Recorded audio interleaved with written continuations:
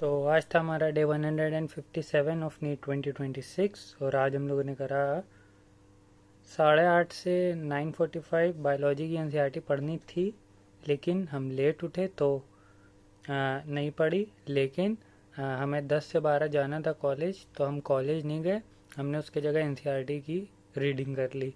हमने कहा कि कॉलेज तो कल भी जा सकते हैं, तो उसको तो मतलब हमने पढ़ लिया बायोलॉजी की एनसीईआरटी। और फिर 12 से 1 फिज़िक्स का रिवीजन करा, और उसका थोड़ा सा लेक्चर एक रह गया था, उसका आधा पार्ट रह गया था, वो करा। और फिर 2 से 4 पूरा फिज़िक्स का लेक्चर करा। फिर 4:30 से 5:20 भी फिज़िक्स का लेक्चर ही करा, थर्मल प्रॉपर्टीज ऑफ मैटर का। और फिर 6 से 7:20 केमिकल वो हाइड्रोकार्बन का लेक्चर लिया। और फिर 7:50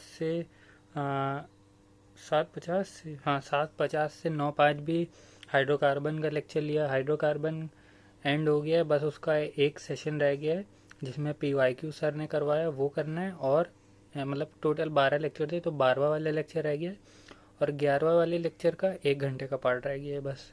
तो वो हाइड्रोकार्बन कंप्लीट हो जाएगा। और फिर 9:05 से 10:05 तक रोटेशनल मोशन के जो मेरे क्वेश्चन गलत हो गए थे उसका रिवीजन करा। नए क्वेश्चन करना इजी है एज़ कम्पेयर टू पुराने क्वेश्चन का रिवीजन करना। हमें पुराने क्वेश्चन का रिवीजन करना काफ़ी मुश्किल लगता है और टफ भी लगता है। 10:20 से 11:30 ग्रेविटेशन के क्वेश्चन का रिवीजन करा।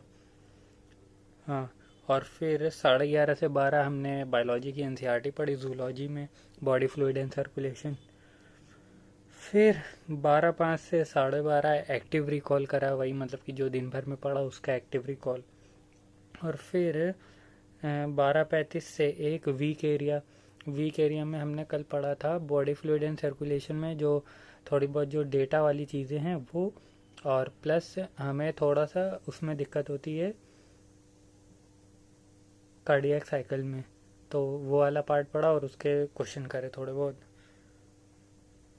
12:35 से 1 ठीक था। दिन तो अच्छा था कल। हाँ, चीज़ें कर ली हैं जो मतलब कि ऑलमोस्ट 90% टू डू लिस्ट हो ही गई है। अच्छा था दिन, ठीक था। तो बस आज के लिए इतना ही, मिलते हैं कल।